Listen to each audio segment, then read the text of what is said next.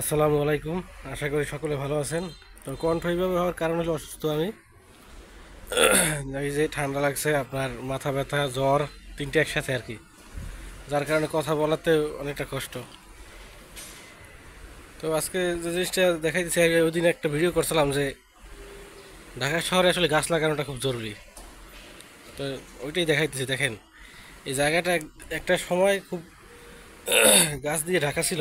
এখন কিন্তু দেখেন ওই যে সাদা সাদা রৌদ্রভরি গাছ, এবং এখানে কাঠ কাটার পরে যে সমস্ত কাঠ কাটা হয়েছে তাও বিক্রিও করা হয়ে গেছে। এই যে ওই যে নিচে এক কাকা দেখছেন, এই যে কালো গেঞ্জি গায়ে যে কাঠ ভ্যান গাড়িতে উনি ভরতেছে। এই যে এগুলো হলো সব কাঠ, লাকড়ি যেটা আমরা সহজে বলি।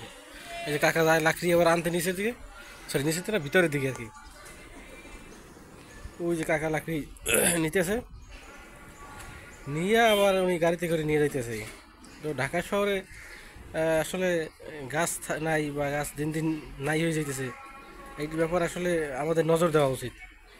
যারা পারেন তারা ছাদে ছাদ বাগান করবেন, যাদের সামর্থ্য আছে ছাদ বাগান করবেন। ছাদের একটা পাশ আপনার গাছগাছরা লাগিয়ে রেখে দেবেন, বিভিন্ন ধরনের শাকসবজি লাগাইবেন। আপনার টাকাও সাশ্রয় হবে, আর পরিবেশের উন্নতি হইবে। ঢাকা শহর একটা পাখি কই বাসা বানাইবে, জায়গা পায় না। একটা পাখি কই খাবার খাইবে, বা পানি কই পাইবে, জায়গা পায় না।